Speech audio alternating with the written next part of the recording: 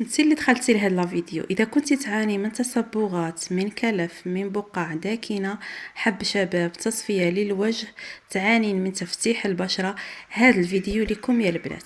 اذا مرحبا بكم على قناه ريم الصحراء بيوتي. اليوم جبت لكم ماسك جد مهم، هو ماسك عرق سوس.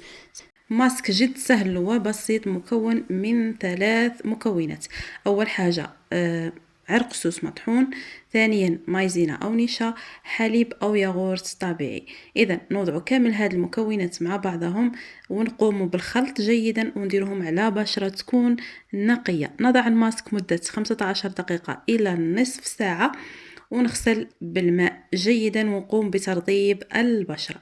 كما قلت لكم بنات، عرق السوس كما الان راه متواجد، كاين عرق سوس مطحون، كاين سيروم عرق سوس، كاين زيت عرق سوس، كلها سيرومات وزيوت وماسكات مهمه جدا للتصبغات والكلف والبقع الداكنه اللي تكون موجوده سواء في الجسم او في البشره او على الوجه نتاعنا.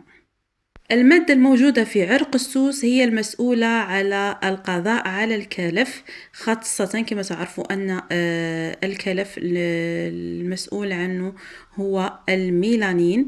هذاك الميلانين هو اللي يأتاكيه عرق السوس. إذا عرق السوس جد ممتاز. البنات اذا عجبكم لا فيديو ما تنساوش اللايك والاشتراك في القناه باش هكا نحط لكم كل جديد وما هو مهم للبشره. نتلاقى معكم فيديو جديد، مع السلامه.